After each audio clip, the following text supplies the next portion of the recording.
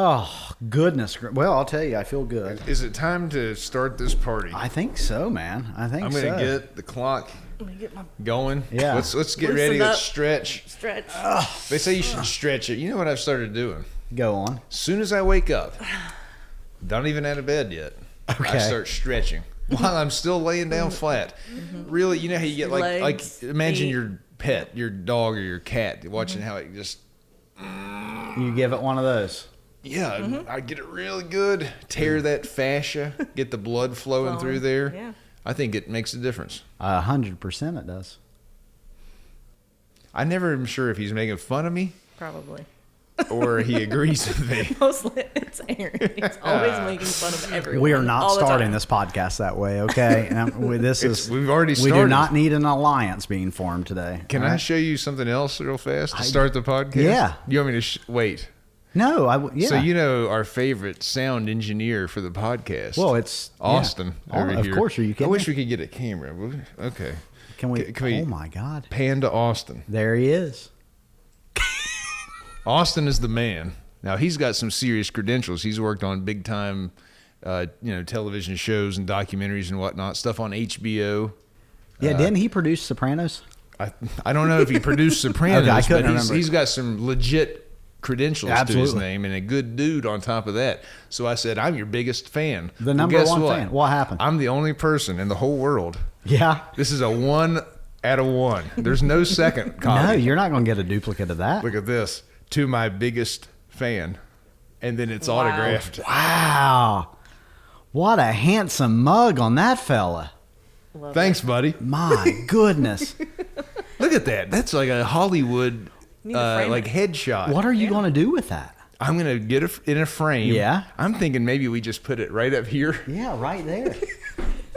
Absolutely. We should start adding kind of a wall of like Sgt. Pepper's album cover, of like all the faces. We of could get some guest various photos folks. on there. Wouldn't and that be some- cool? Yeah. Let's do that.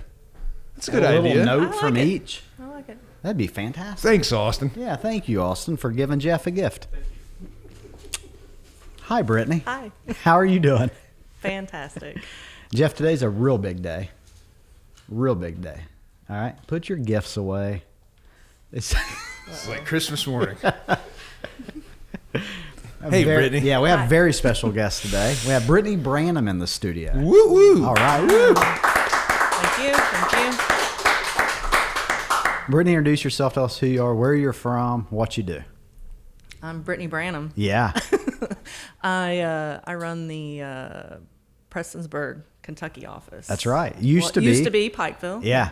Is it hard to keep yourself from saying that? Pikeville, yes. Yeah. I think still some of my documents say Pikeville. Yeah. But yeah. Well- Slowly transitioning to Prestonsburg. When I think of the Country Music Highway, a lot of names. Yeah. He thinks about it a A lot. lot. I just spend most waking hours thinking about the Country Music Highway. Some days he just drives up and down Up I and just down. with run nowhere the, to go. I mean, I just run the 23 corridor. you just go. you just want to be on it. Yeah, yeah. And a lot of people will think, there'll be names that come to mind. The Judds may come to mind. Billy Ray Cyrus may come to mind. Loretta Lynn. Loretta Lynn may come to mind. Keep going. Chris Stapleton. Chris Stapleton may come to mind. Dwight Yoakam. As you drive down 23, it's like driving through many of Tyler Childers' albums. The towns, Virgie will pop up, right? All those will come to mind. But I'll tell you who I think of when I drive the 23 corridor. Brittany? Brittainy Branham. Wow. I did Yeah. too, actually. Yeah, I I do think the too, last yeah. time I drove down there was to your office. Yeah. Speaking of Billy Ray, there's a restaurant in Prestonsburg right around the corner from Brittany's office called Billy Ray's. Ray's. Completely Billy unrelated to Billy Ray Cyrus, from what I really? I understand. knew this was going to come up. It I is. just know. I'm like, Why, Aaron's does he gonna talk like about it a Billy lot? Ray. Yes, every time. It's one of my favorite places. He on Was loves earth. it going to Billy Ray's. Diner style? Yeah. Like How did I home- know? Home country cooking. Yeah. They have the cakes up on the countertop Yeah. in the Yeah, glass in the where like glass. slices are missing. Do you and like stuff. it? Yeah. What do you it's get when okay. you go there? I usually get the steak tips, but Yeah, that's what she ordered. I get the special, whatever. I Whatever. mean, fried chicken. fried chicken. They're not scared to serve chicken that. and dumplings. Oh my God, they're homemade chicken and pot dumplings. roast. Oh, chicken and going. dumplings. I do like Yeah, chicken and yeah. dumplings. Yeah. So you just get the special no matter what. Yeah. And you allow fate to be in there. Yeah, as long as it's not like livers or something. I just, not a big liver guy? That is on the menu, but not a special. It's not. It's not one of the good daily reason. specials. Yeah. It's just great. Prestonsburg in itself is just a really cool, special place. It is when you think of Appalachia, when you think of a river town, Billy Ray sits on the river, right? It is, when you kind of run through the coal country of Eastern Kentucky, Prestonsburg is a great example of that culture and that community. And our office sits right on a cool street downtown, right by the river, and it's just a really ice cream shop next door. The local dog kind of makes its pass through town. Like it's just a it's a neat place. Yeah, it's a really special place. And I think it's just a really good representation of just that community as a whole, the whole Appalachian region. But I love going to Prestonsburg. I loved Pikeville.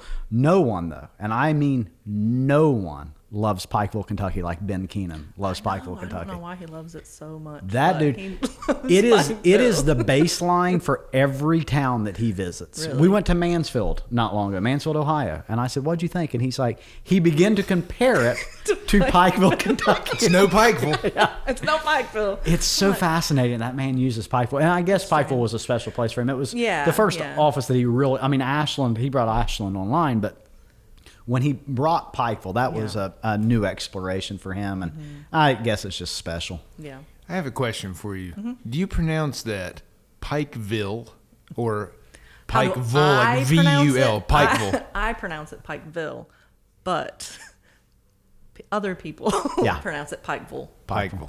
Yeah. That's a southern thing. Pikeville, Nashville, Knoxville.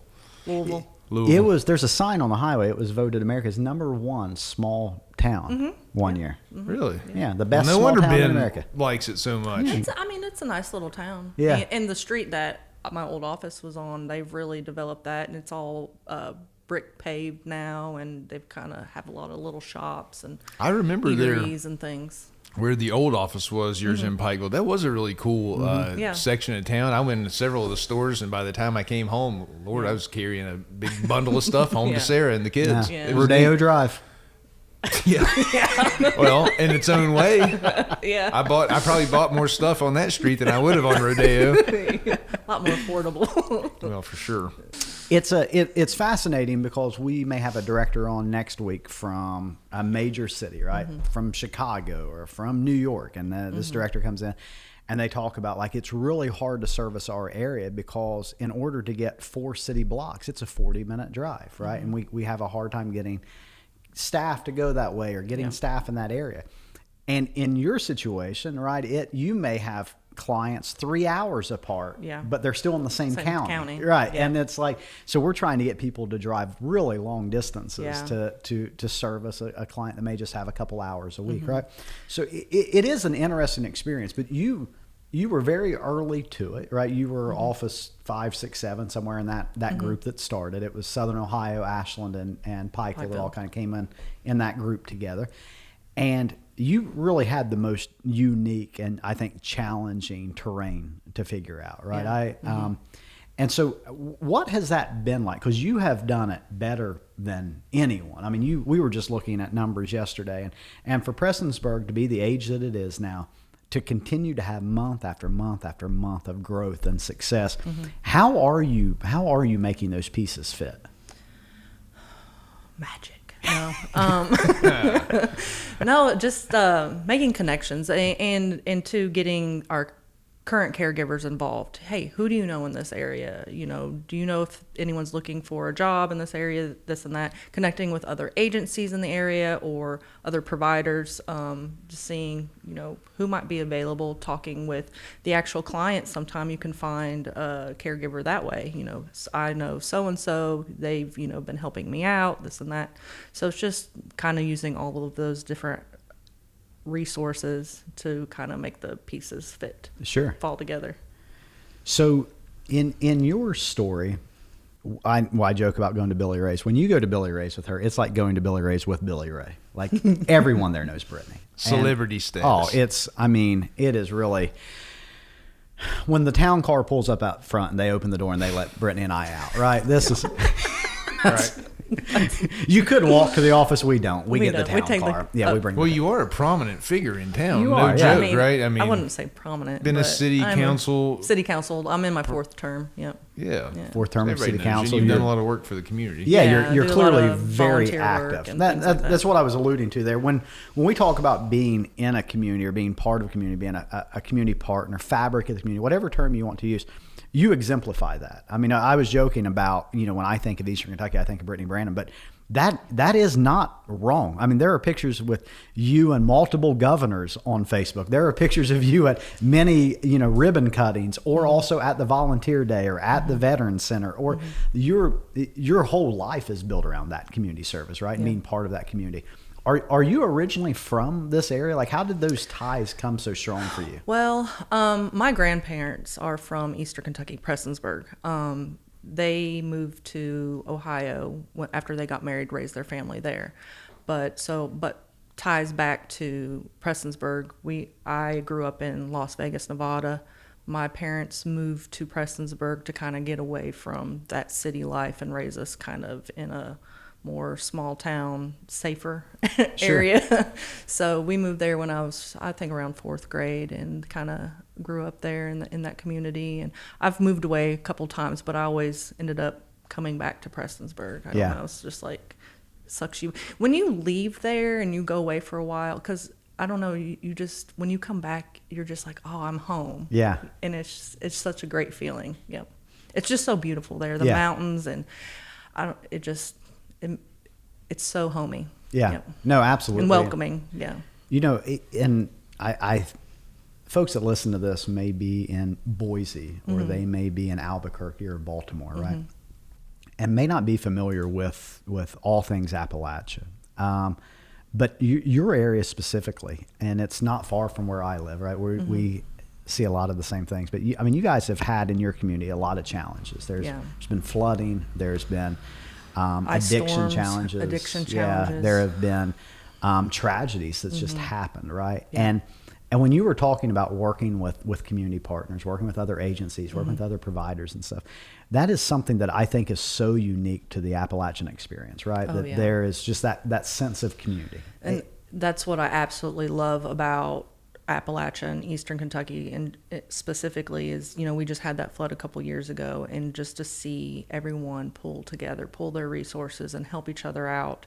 I mean, it was amazing. I was shuttling water and food and supplies and out to these counties that, people couldn't even get out from where they were at because their bridges were washed out. Sure. They've lost everything.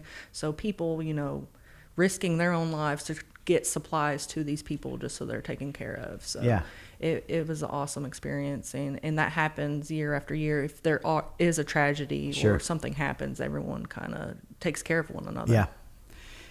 When, let's take Baltimore. Steve Stafflin does a fantastic job there, but Baltimore is a big city, and there's not that, to my knowledge, that real strong small community vibe there, right? I remember times where I would be talking with you and you'd be like, oh yeah, that was my English teacher's mom that we're taking care of, or that lady that works for that house was my blah, blah, blah.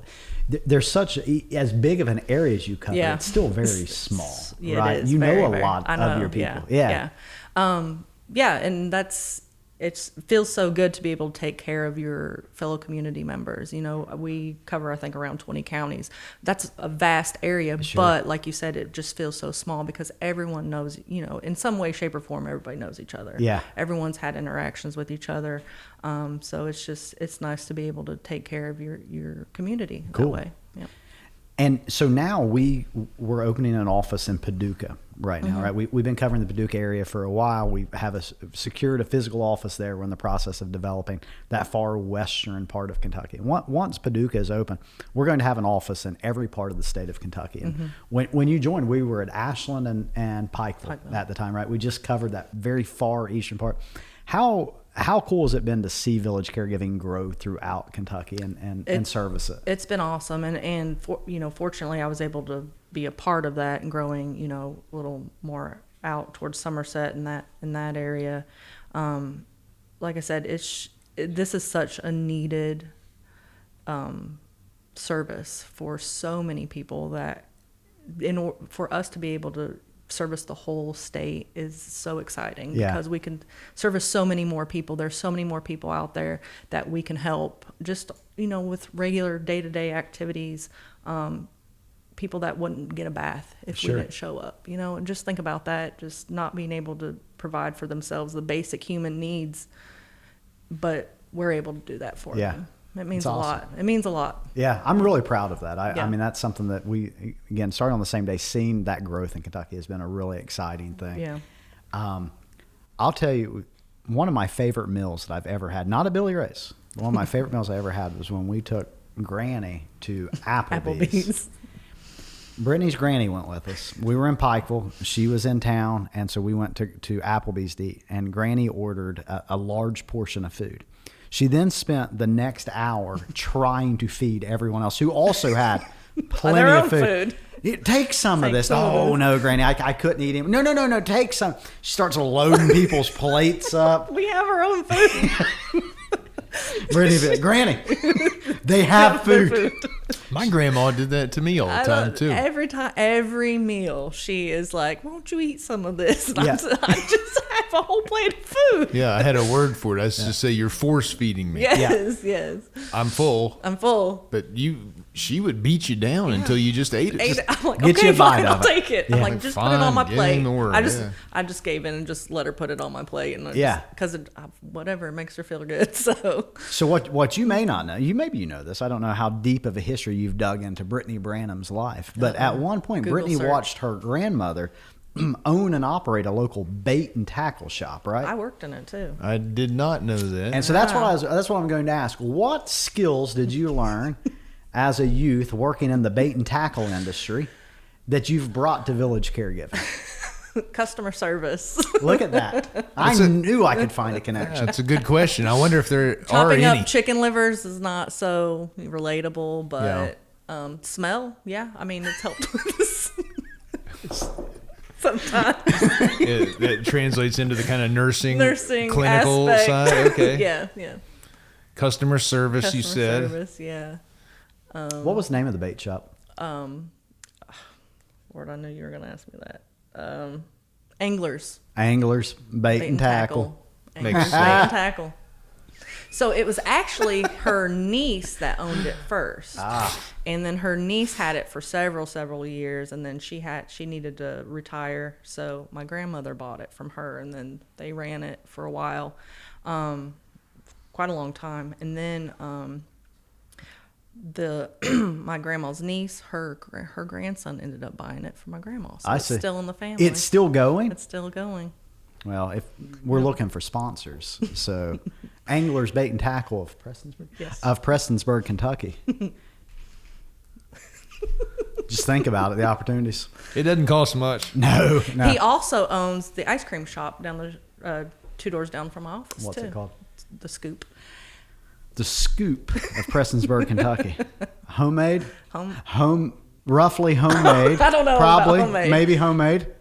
Ice cream. They scoop it. So. They hand scooped on the waffle cone. Yes. If you want in on this, you want to get in now. So, Jeff, I've done a lot of talking. How about you, bud? Brittany, tell us about your staff. My staff. I have an amazing staff. I've got caregivers that have been with me since day one, and they are amazing. They go above and beyond. They constantly are sending me little stories or pictures about them doing things with their clients. The other day, one sent me a picture of her client. She's 101 years old, and she's still quilting. Wow. And she sits down and helps her and things like that. So one time, one of our caregivers, her and her husband she noticed that the trash bin their trash kept getting pulled apart by animals, thing. So he built him a trash bin, custom built with a lid, hydraulic lid and everything. Wow. Yeah. How nice. That was, that is awesome. She took it upon herself to do that. So, they are such caring people, and they go above and beyond, and I'm so proud and so thankful to work with such a staff. Those stories never end. There are so there's many so out many. there that should be told. We heard one yesterday. It's the best thing. We were just trying to figure out, how do we promote this? You told it in an executive meeting, but it deserves to be heard. And there's hundreds of these things. They're so neat. So, yeah. What about your office staff? Who do you have working in your nursing, director of operations? Right now, so I've got a new director of operations, Shay Newsome. She is phenomenal. She is, she really takes it upon herself to go above and beyond. If things need to be done, she stays and makes sure they get done. She takes care of, the staff when there's an issue or a client issue. She's excellent at that. Danette James is our nurse. She's amazing.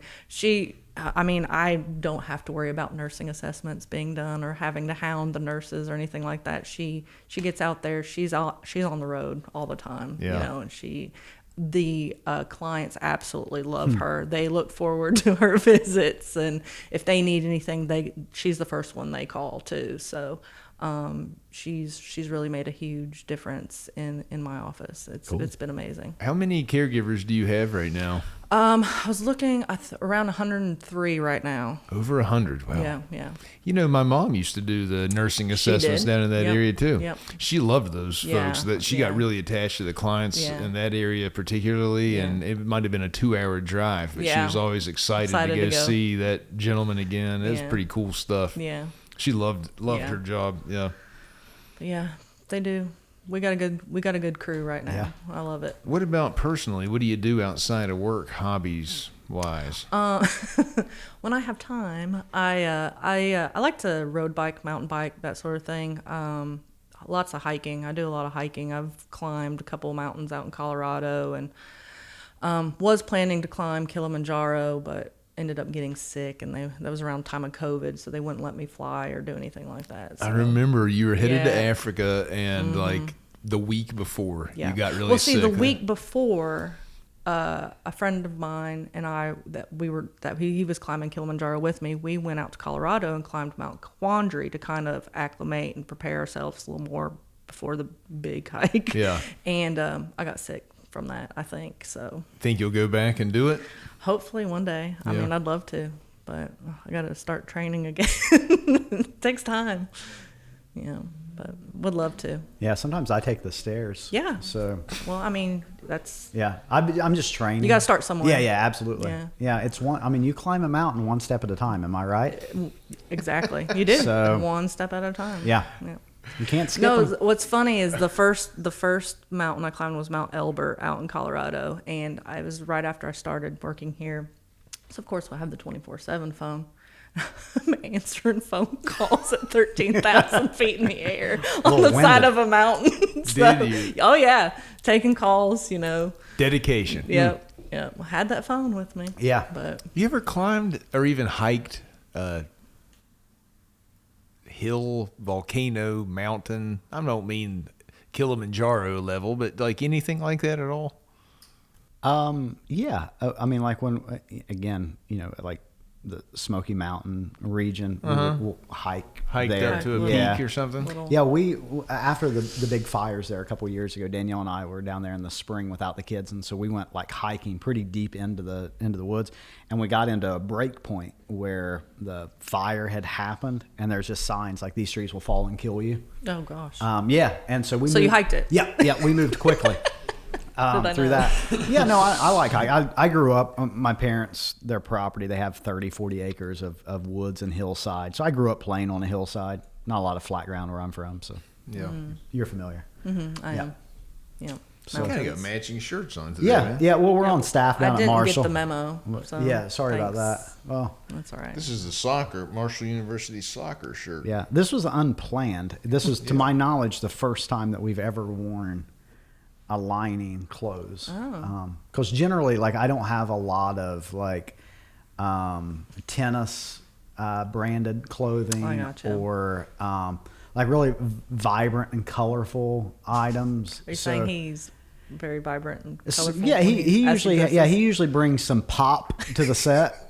I do. I'm definitely the more neutral base in the situation. So. Do people around Prestonsburg root for or care much about Marshall sports, or is it all just UK?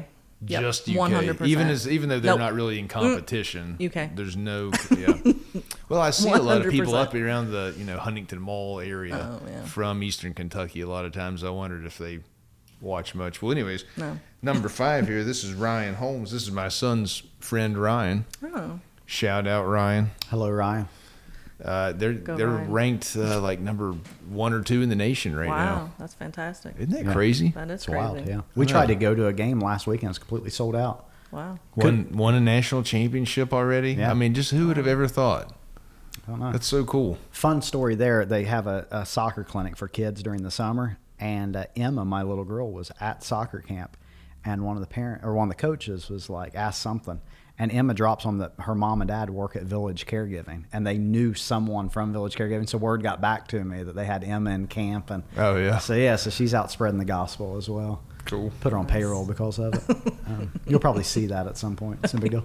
This is the That's all right. youngest Yeah. employee We we have an 8-year-old on. No, don't worry about it. Brittany, what means the most to you? in Life. life. Whew.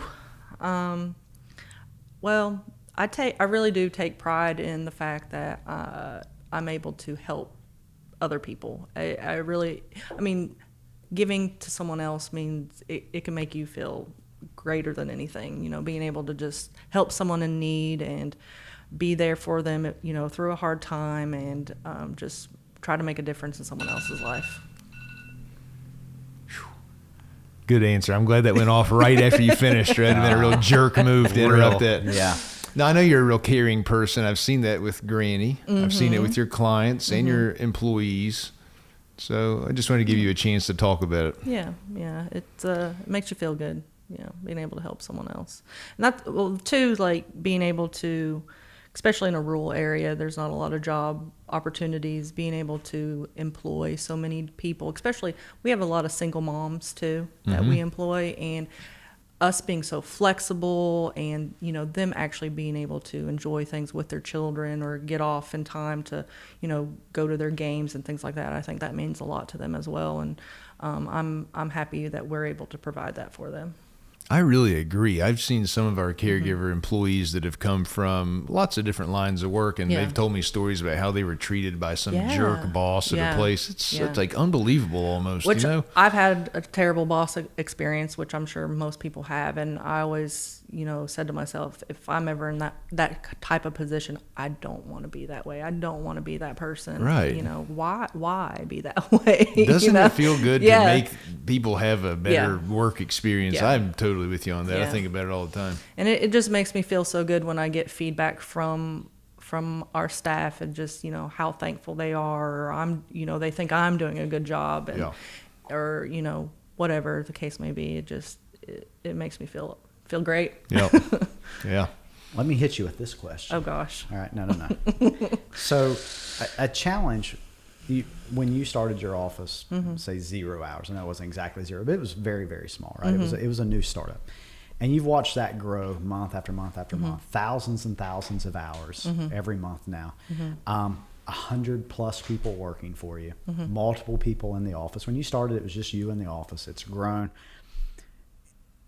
A lot of our offices are maturing, right? We have these phases where we go through and we launch a bunch of offices. And so a lot of those offices are maturing now. And many of them are coming to a point where you've been, where maybe the day-to-day of running the office doesn't look the same as it used to, right? When used to, you could fix the problem. Yeah. Now the problem's you got to have multiple people fixing the problems or addressing the issues.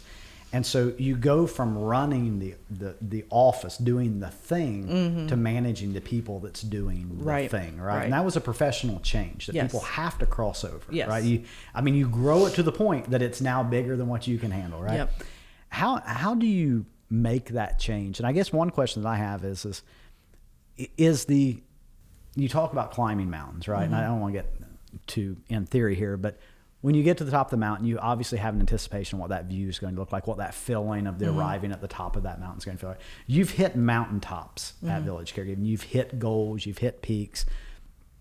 Did it look like you thought it would look? Did it feel how you felt it would feel? Something has kept driving you to keep growing. You could have easily been like, hey, I had a killer year last year. I'm going to roll back this year, right? But you just kept digging. I want to help in Somerset. I want to grow. I want to do these things. I want to. I remember when you guys moved to Prestonsburg, you said, there's so much more here left to do that I know we can do. What is it about when you hit those peaks that makes you go on to the next thing? I guess I've just always been sort of kind of an ambitious person. So I kind of set goals in my head. I mean, I don't write them down or anything, but I have goals in my head of what I want to accomplish and how I see things going. And being able to, of course you take those daily steps to go towards those long-term goals, but you got to have those short-term goals too. And having, like, Shay is really good at this and having the same vision that I have. If I express that vision to them, this is what I want. This is what I envision for this office. This is, where I want to see it going. How do we get there? What are your suggestions on that? What do we need to do better? Whatever we need to do different. I want, I trust in her and her abilities, and, she may see things from a different point of view than I do. And I just, I want to be able to collaborate on that and get to our main goal is just keep driving this, help as many people as possible in our communities. And I'm so excited that we're getting Medicaid soon. And I know that's been a long process, but the fact that we can help so many more people just because of that one thing, I mean, I'm super excited about that. It's been tough to say no to people that really and that's the thing. I get calls on a daily basis, and you hear this, they are so desperate, and it breaks my heart that there's nothing I can do to help them. I'm only one person. I can't go out and because I have before. I've gone out, someone in really desperate need, and they don't have the money to pay for this, but their mom hasn't had a bath in a month, and so I'm just like, oh, go do it. Sure. It's just one of those things you got, is it the right thing to do? Or, it's not about money to me at that point. It's just about that human connection and taking care of somebody else. Awesome. Cool. I think we have time for a dip into the fishbowl. Oh, I'm worried. Fishbowl. I'll say the next episode or two might not be my strongest work. Oh, boy. Let's see what we get here. Oh, I think, Brittainy, I imagine every once in a while when you've got some downtime, you watch a little local cable television. You've probably seen a lot of commercials lately for moderate to severe plaque psoriasis. What's your thoughts on the continuous in your face announcements of moderate to severe plaque psoriasis? Did you realize it was such a problem? I did not realize it was such a problem. How about is it actual? It's for a medication that treats plaque psoriasis. Well, yeah, correct? but at first you got to understand that there is just, I would think, a pandemic of plaque psoriasis potentially. I mean, it's running rampant. It's everywhere. It's too much. Everyone has it, apparently. I know 3 we people. should get a vaccine for it. Yes. I have seen a lot of commercials for moderate to severe plaque psoriasis. Now, I don't know what to do with that. I think a lot of it has to do. You're an avid fan of Wheel of Fortune and Jeopardy, and it's that target audience. I think is where you're running into. There's Plaque probably a couple psoriasis. things that you're finding a lot about. AARP cards, plaque psoriasis, reverse mortgages. You might be on to something here. Well, so psoriasis is a skin, like you get a rash and it's itchy and everything. Yeah. Mm-hmm. Plaque psoriasis is when it sort of gets scaly. I think That scaly sounds correct. and Which I believe painful, maybe. this is the majority of psoriasis is plaque psoriasis. I Nearly believe. all of the psoriasis comes in the form of plaque, from what I understand. I think that's right. More than I'm not like really 3/4 of it. I don't know. I could be totally wrong. And know. it's, I believe it's 3 out of 4 cases of psoriasis has the plaque Plaques. psoriasis. I think it identifier. might even be higher. Wow. What do 8 out of 10 doctors recommend? It's symmetrical on your body. So if you have a break it on your left you arm, have you're it going to on have on the the other same side? spot on the right. I don't know how I know so much about this, really. Probably the commercials. Probably. They're very informative. You know, those commercials, I hear a lot of people say, like, who is this even for? I think Right. it is for the patient. It is for the doctor. And I think it kind of reduces the stigma of, say, I've got plaque psoriasis. And you're not, yeah. If you're Someone's just kind not of pointing and addressing it, laughing at you because right? Yeah. Because like, it's kind more of normalized. we're yeah. you know? But I mean, okay, let's think about this. This is where the question sort of takes my mind. I see this commercial. The part that strikes me is the moderate to severe Severe. part. Yeah. What about if you have mild Mild. plaque I psoriasis? guess you just don't Well, treat it. I You think just Until it gets live with moderate. it. You can't treat it with this drug apparently because this is the heavy stuff. Yeah. This isn't for mild. Maybe just plaque psoriasis. hydrocortisone cream over the counter. probably so. That you just have to suffer through. Yeah. So they're really, the nameless victims of this disease. Mild plaque The psoriasis. mild plaque psoriasis The people. mild They don't have a sufferers. voice in this conversation. None whatsoever. There's no commercial for them. The next time you see that commercial, I'll bet you'll think about, there's a lot going on here. Yeah. Wow. I got a lot of sympathy for the plaque psoriasis. Absolutely. In fact, I mean, it would probably. I'm not making light of it. Honestly, it's got to be awful. We'll do one more. That's Not fun. I don't know what we're supposed to do with this. What I are we just supposed to do here? I see I have a thought. I put it down. Yeah. Well, it is. All right, let's see what else. Yeah. Can't be worse. Only going up. I don't know. Now this one's got some heat to it. Oh, all boy. right? This one has a pop to it, if you will. Okay. Brittany, do you believe that we could develop fully, 100%, a sixth sense of intuition? I don't see why not. Oh yeah. Like ESP, we Yeah. can think telepathically.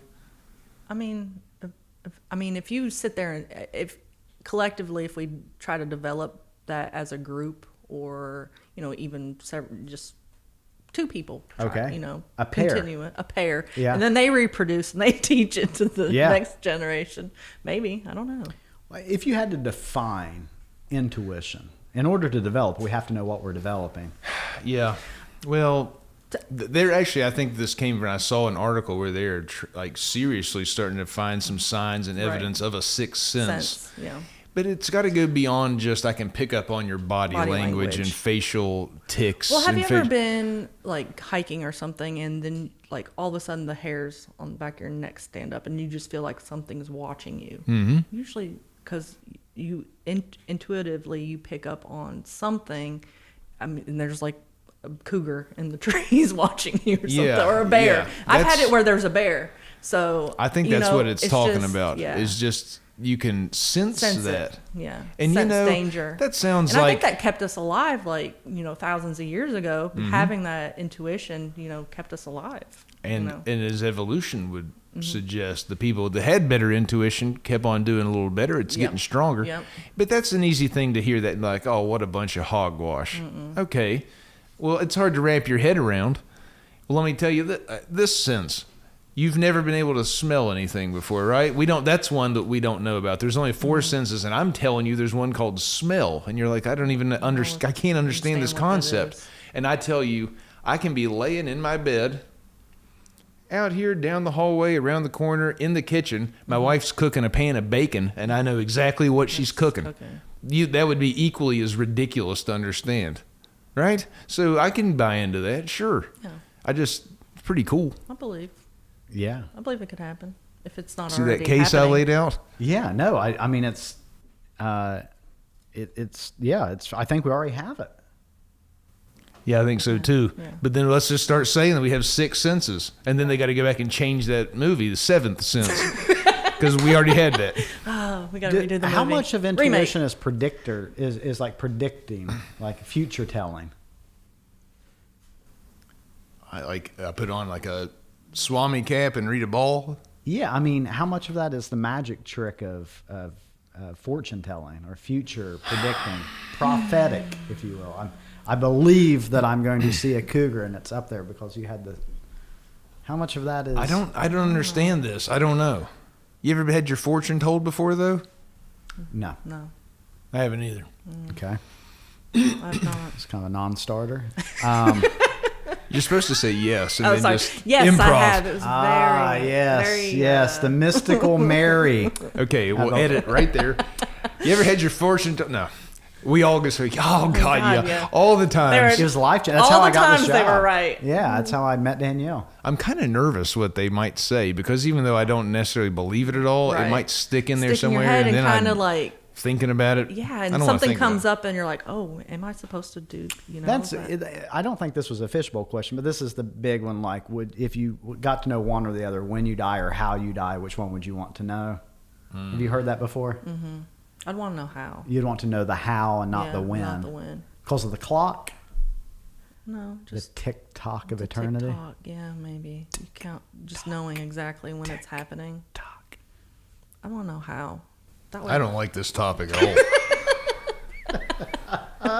I'd rather not know any of We're it, keeping with but the if I had to Halloween thing. choose, It's getting really spooky on these episodes in October. The next one we got coming up, yeah. the Wisconsin folks are coming in, maybe, or that might be 2 from now, but it's going to be really You should just spooky. have like a skeleton sitting Halloween in your chair. episode. Yeah. I don't want to know either one of those things either. I guess I'd want to know when. Definitely not how. What wanna if know it's how. horrifically Well, that's torturous? Well, maybe I could avoid some things. Yeah. to keep that from happening. You're gonna be slowly eaten to death by coyotes, and they're gonna pull your guts out, and you watch it. But we're not telling you when. Stay away from coyotes. Good luck living the rest of that life. I'm looking around constantly. Bring bigger guns. Every time a dog barks, When you I think go this is hiking. it? Jeff, that was a chihuahua. Definitely got to know when. And I can tell you could do a lot of good if you know when. Make sure you Yeah, appreciate that's things true. a little better. Things. Yeah, I'm maybe. a big win guy. I just Okay. talked myself Yeah, right into you that. now want to know when. You're going to go see Mary the fortune teller and figure it out. Oh, Mary. Would you want to know when or how? I want to know how. How? Yeah. Okay. You're setting yourself up for that's a hardcore decision right there. Yeah, I'm going to go with how as well. know how. Yeah. Well, just because I know how, like if I want to get to everything early. Well, I know how it almost happened. I heard this story at the beginning of this episode, and then you were talking about Brittainy she's got pictures of people in the community. I Yeah. was laughing to myself, picturing the pictures of Brittany's life. You said she has pictures of doing community outreach. Yeah. She's got pictures with a couple of different governors, and then the last one is just you two in a basement. Yeah, in the basement. That's the last picture we got of you. I wish we could find Look that it up. picture. Her hair looks phenomenal, though. I Thank do you, remember thank that day. Right. Well, Brittany, thank you so much for making the drive up Thanks for the having Country me. Music Highway Yes, and join us here in studio live today. We appreciate obviously everything that you do for the community in the greater Prestonsburg area, for the staff, for the clients, for the families, for the community, all of that. You're just, I mean, I think you exemplify all things village caregiving, and you. we are incredibly honored that you came up and spent the day with us. thank you. I am as well. I know you want to see that I one more do. time. One more time. Take it in. Let me take it in. Wow. Love it. It's not. No.